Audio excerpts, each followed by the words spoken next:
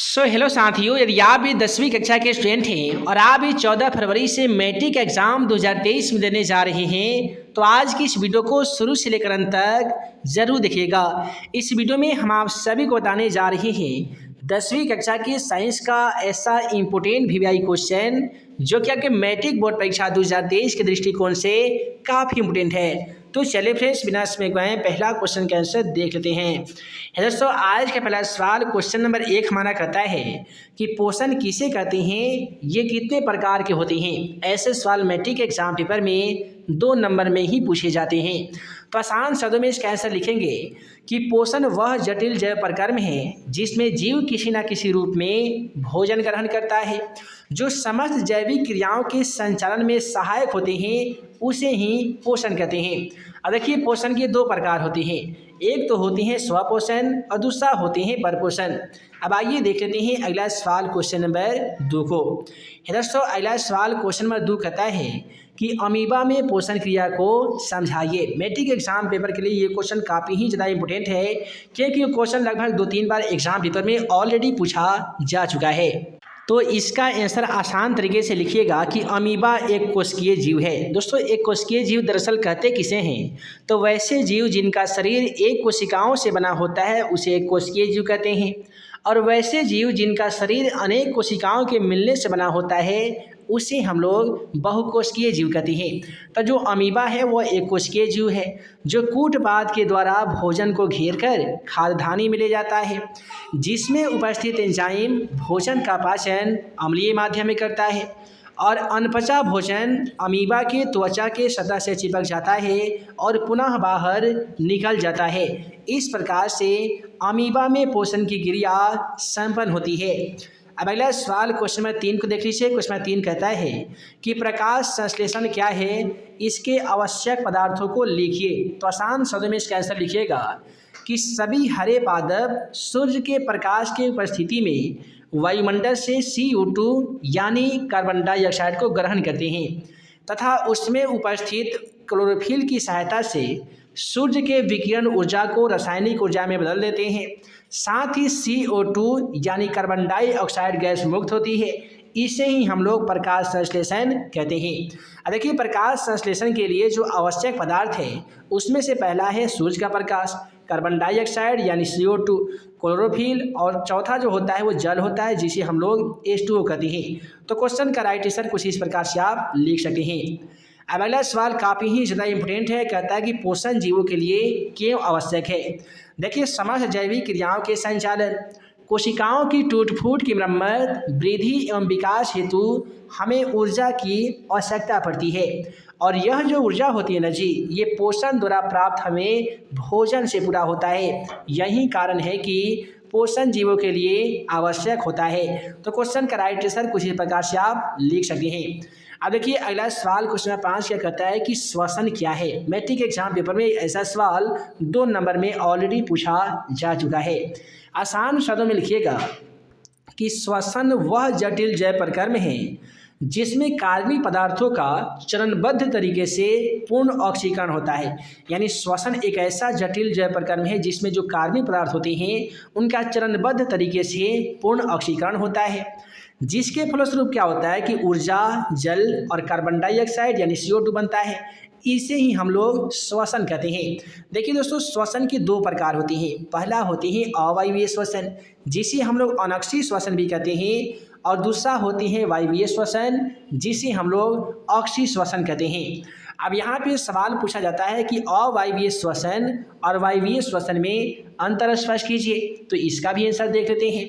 इसका आंसर कुछ इस प्रकार से लिखा जाता है कि अवायवीय श्वसन और वायवीय श्वसन में प्रमुख अंतर निम्नलिखित है। उसके बाद में रोमन नंबर 1 में आपको लिखना होगा कि अवायवीय श्वसन ऑक्सीजन की अनुपस्थिति में संपन्न होता है, जबकि वायवीय श्वसन ऑक्सीजन की उपस्थिति में संपन्न होता है। यानी ऑक्सीजन यदि न भी रहेगी तो अवायवीय जो श्वसन है वो संपन्न हो जाएगा, लेकिन ऑक्सीजन यदि न रहेगा तो वायवीय श्वसन संपन्न नहीं हो सकता है। दूसरा है कि अवायवीय श्वसन कोशिका द्रव में संपन्न होता है। यानी अवायवीय श्वसन का जो समापन की जो क्रिया है वो किस में होता है जी, तो कोशिका द्रव में होता है, जबकि वायवीय श्वसन की बात करेंगे तो वायवीय श्वसन जो है वो माइटोकॉन्ड्रिया में जाकर संपन्न होता है। उसके बाद में लिखिएगा कि अवायवीय श्वसन में ग्लूकोज के अणुओं का आंशिक विखंडन होता है, जबकि वायवीय श्वसन में पायरुवेट का पूर्ण ऑक्सीकरण होता है। उसके बाद में रोमन नंबर 4 में लिख आइएगा कि अवायवीय श्वसन में कम ऊर्जा मुक्त होती है, जबकि वायवीय श्वसन में अत्यधिक ऊर्जा मुक्त होती है। तो इस प्रकार से इस क्वेश्चन का भी आंसर लिख सकते हैं आप लोग। देखिए अगला सवाल कहता है कि मनुष्य में श्वसन क्रिया का वर्णन कीजिए। देखिए अब श्वसन की जो क्रिया होती है मनुष्य में, ये 2 चरण में संपन्न होती है। पहले चरण में क्या होता है कि मनुष्य में श्वसन 2 तरीके से संपन्न होती है। पहला चरण में वायु से ऑक्सीजन नासिका के द्वारा फेफड़े में पहुंचती है, यानी श्वसन का जो पहला चरण होता है उसमें वायुमंडल में जो ऑक्सीजन उपस्थित होते हैं वह वायु से ऑक्सीजन हमारे नासिका यानी नाक के द्वारा फेफड़े तक जाती है, जिसके दीवारों में स्थित रक्त कोशिका के हेमोग्लोबिन ऑक्सीजन से अभिक्रिया करके ऑक्सी हेमोग्लोबिन बना देता है, जो शरीर के संपूर्ण भागों तक पहुंचा दिए जाते हैं और जहां टूटकर पुनः वो हेमोग्लोबिन में बदल जाता है। अब क्या होता है कि ऑक्सीजन के फलस्वरूप या ऑक्सीकरण क्रिया के फलस्वरूप बने CO2 यानी कार्बन डाइऑक्साइड से अभिक्रिया करके कार्बोक्सी हेमोग्लोबिन बनाता है, जो फेफड़े के कोशिकाओं में पहुंचकर या फेफड़े के कूपिकाओं में पहुंचकर नासिका यानी नाक के द्वारा बाहर निकल जाता है। यह है श्वसन का दूसरा चरण और इस प्रकार से मनुष्य में श्वसन की क्रिया संपन्न होती है। देखिए अगला सवाल कहता है हमारा कि परिवहन क्या है। आपका चैप्टर का ही नाम है परिवहन, तो आइए जान लेते हैं इस क्वेश्चन का भी आसान सा आंसर। कहता है कि परिवहन क्या है, तो उपयोगी पदार्थों का शरीर के विभिन्न भागों तक पहुँचने और अनुपयोगी पदार्थों का कोशिकाओं से निकलकर गंतव्य स्थान तक पहुंचने की क्रिया परिवहन कहलाती है। नहीं समझे ना, तो फिर से बता देते हैं।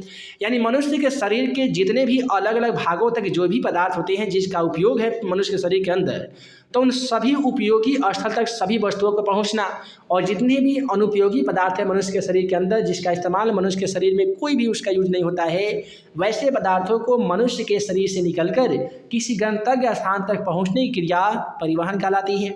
अब रक्त में क्वेश्चन आता है यहाँ से ऑब्जेक्टिव, ये ऑब्जेक्टिव सवाल यहाँ से आता है कि मनुष्य के शरीर में परिवहन का मेन माध्यम क्या है, तो याद रखिएगा रक्त माध्यम है, क्योंकि रक्त के द्वारा ही मनुष्य के शरीर में परिवहन होता है। और रक्त किस प्रकार के ऊतक है, तो ये है तरल संयोजी ऊतक। अब यहाँ पे एक सवाल पूछा गया था कि रक्त यानी खून किसके कारण लाल दिखाई देता है, तो याद रखिएगा हीमोग्लोबिन के कारण लाल दिखाई देता है। और रक्त में आयरन की कमी से होने से कौन सा रोग होने लगता है, तो ये होता है जी एनीमिया रोग। अब देखिए अगला सवाल काफ़ी ही लाजवाब है और मैट्रिक एग्जाम पेपर में तो अरे यार कितना बार क्वेश्चन पूछा गया है ना।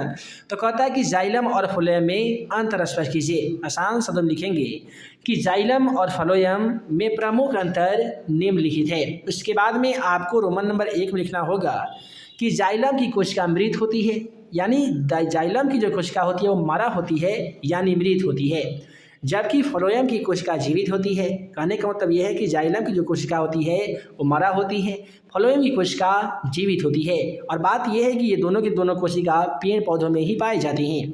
उसके बाद लिखिएगा कि जाइलम द्वारा खनिज जल और लवण का परिवहन होता है, जबकि फ्लोएम के द्वारा केवल खाद्य पदार्थों का परिवहन होता है। यानी जाइलम ऊतक के द्वारा पौधों में क्या होता है कि जल का भी, खनिज लवण का भी, और यहाँ पे खनिज लवण और जल का दोनों का परिवहन होता है। जबकि फ्लोएम की बात करेंगे तो इसकी तो कोशिका जीवित होती है, लेकिन इसके द्वारा केवल खाद्य पदार्थों का ही परिवहन होता है। रोमन नंबर 3 में लेके आइएगा कि जाइलम द्वारा परिवहन नीचे से ऊपर की ओर होता है ना जी, और फ्लोएम के द्वारा परिवहन ऊपर से नीचे की ओर होता है। अब आइए अगला सवाल क्वेश्चन नंबर 10 को देख लेते हैं। दोस्तों क्वेश्चन नंबर 10 कहता है कि धमनी और शिरा में अंतर स्पष्ट कीजिए। आसान शब्दों में इसका आंसर लिखेंगे कि धमनी और शिरा में प्रमुख अंतर निम्नलिखित है। रोमन नंबर 1 में लिख आइएगा कि धमनी की भीति मोटी होती है जबकि शिरा की भीति पतली होती है। क्या समझे, धमनी की जो भीति होती है वो काफ़ी ही ज़्यादा मोटी होती है, जबकि शिरा की भीति की बात की जाएगी तो शिरा की भीति पतली होती है। धमनी द्वारा क्या होता है कि शुद्ध रक्त का प्रवाह होता है, जबकि शिरा के द्वारा अशुद्ध रक्त का प्रवाह होता है। अब आइए जान लेते हैं अगला सवाल क्वेश्चन नंबर 11 को। क्वेश्चन नंबर 11 क्या कहता है कि वाष्प उत्सर्जन क्या है, इसके महत्व को बताइए। तो देखिए आसान शब्द में जान मानिए कि पौधों के वायवीय भागों से जल का वाष्प के रूप में निष्कासन की क्रिया वाष्प उत्सर्जन कहलाती है। बेसिकली क्या होता है कि पौधों के जो भी जल का जो भाग होता है वो वाष्प के रूप में जो उसका जो निष्कासन होती है उसी के साथ जो क्रिया होती है उसे वाष्प उत्सर्जन की क्रिया कहते हैं। एक पौधे अपने जीवन काल में अपने भाग का 100 गुना जल का वाष्पीकरण करते हैं। इसका महत्व क्या है? तो इसका पहला महत्व होता है कि वाष्प उत्सर्जन द्वारा पौधों में जल एवं खनिज लवण का परिवहन होते रहता है। वाष्प उत्सर्जन के द्वारा ताप संतुलन बना रहता है ना जी। अब चलिए अगला सवाल काफ़ी मज़ेदार है, काफ़ी लाजवाब है क्वेश्चन, और ऐसे सवाल मैट्रिक एग्जाम पेपर में 5 नंबर में पूछे जाते हैं। हालांकि मैं भी जब इस एग्ज़ाम दे रहा था तो ये सवाल मेरे एग्जाम में भी ये पूछा गया था।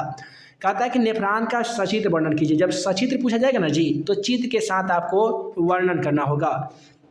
तो यहाँ पे लिखिएगा कि प्रत्येक वृक्क में 10,000 नेफ्रॉन होती हैं, यानी हर वृक्क में कितना नेफ्रॉन होते हैं जी? तो 10,000 नेफ्रॉन होते हैं, है ना जी। चलिए, जिसमें ग्लोमेरुलस नामक कोशिका गुच्छ पाया जाता है। इसके अतिरिक्त यानी इसके अलावे बोमेन संपुट, नेफ्रॉन जालिकाएँ के साथ साथ अब अभिवाही धमनी और अपवाही धमनी भी होते हैं।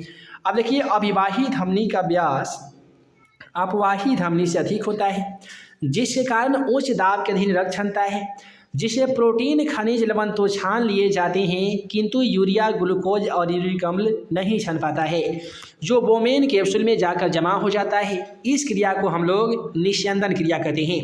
जब क्षानित द्रव्य नेफ्रॉन की जलिकाओं से होकर गुजरती है तो ग्लूकोज रक्त नलिकाओं के द्वारा अवशोषित नहीं होता है, जो मूत्रनली के द्वारा मूत्राशय में जाकर जमा हो जाता है और समय समय से बाहर निकल जाता है।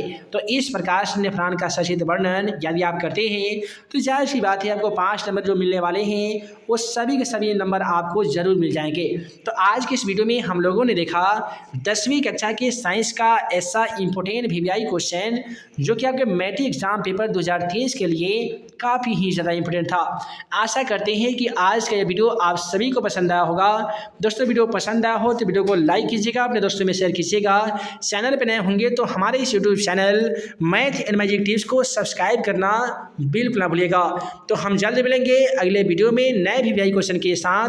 तब तक के लिए आप सभी को वीडियो देखने के लिए बहुत बहुत धन्यवाद।